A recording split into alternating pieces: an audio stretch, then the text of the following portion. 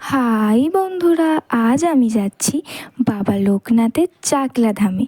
তো সেখানে যেতে গেলে প্রথমেই আমরা শিয়ালদা স্টেশন থেকে বনগাঁ লোকাল ধরে নিয়েছিলাম। সেই বনগাঁ লোকালের থেকে আমরা নেমে পড়েছিলাম গুমা স্টেশনে। গুমা স্টেশনের সংলগ্ন অটো কিংবা টোটোতে আমরা উঠে পড়েছিলাম। আর অটো আর টোটোতে যেতে যেতে মনোরম প্রাকৃতিক পরিবেশ দেখতে দেখতে আমরা এগিয়ে চলেছিলাম বাবার ধামের দিকে।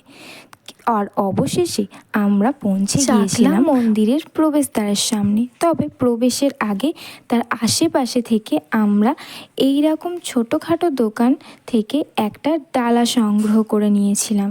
আপনারাও এরম মন্দিরে ঢোকার আগে ডালা সংগ্রহ করে নেবেন।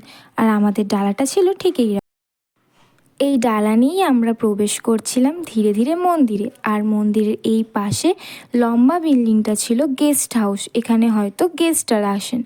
আর এই মন্দিরটা ছিল বিশাল এলাকা জুড়ে, যা সত্যি খুবই ভালো লাগবে আপনাদেরও। আর আমরা এইভাবে গর্ভগৃহে যাওয়ার জন্য লাইন দিয়ে চলে গিয়েছিলাম বাবার লোকনাথ দর্শন করতে। তার দর্শন পেয়ে আমরা একটু মন্দিরের আশেপাশে ঘুরছিলাম। আর মন্দিরটা শ্বেত শুভ্র হওয়ায় সত্যি মন শান্ত হয়ে যাচ্ছিল।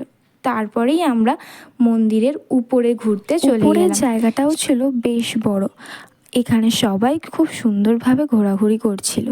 আর উপর থেকে নিচের দৃশ্য অসাধারণ, আমরা দেখছিলাম কত মানুষ আগমন হচ্ছে।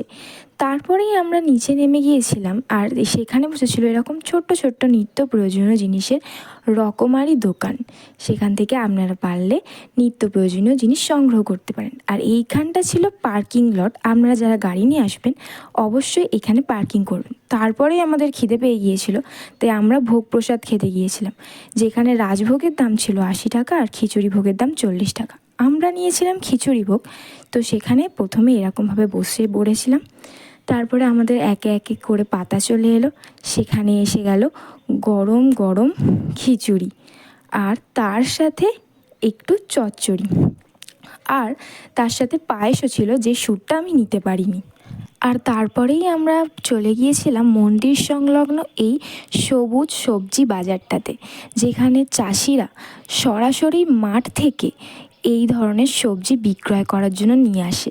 আপনারাও চাইলে এই ধরনের সবজি অবশ্যই ক্রয় করতে পারেন, আপনাদেরও খুব ভালো লাগবে, পুরো টাটকা সবজি।